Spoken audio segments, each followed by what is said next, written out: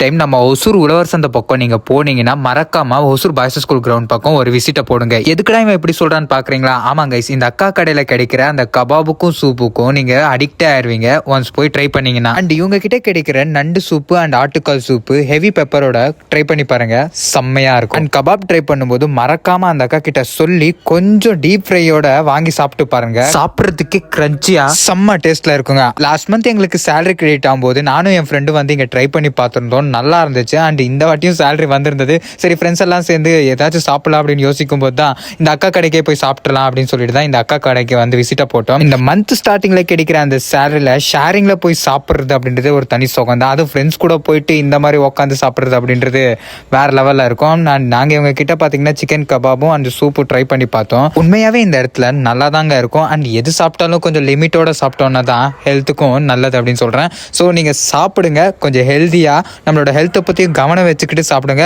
நாங்களே எப்பயாச்சும் இந்த மாதிரி சேலரி கிரெடிட் ஆகும்போது மட்டும்தான் இந்த மாதிரி வெளியே சாப்பிடுவோம். மற்ற டைம்லலாம் நாங்கள் வீட்டு ஃபுட்டு தான் ட்ரை பண்ணுவோம். ஸோ எப்பயாச்சும் ஒரு வாட்டி சாப்பிடுங்க, ஒன்றும் பிரச்சனை இல்லை. அண்ட் இந்த கடையில் நீங்கள் ஏற்கனவே ட்ரை பண்ணியிருந்தீங்கன்னா கமெண்ட் செக்ஷனில் சொல்லிட்டு போங்க. அண்ட் மறக்காம பேஜுக்கு ஒரு ஃபாலோவர் தட்டிடுங்க.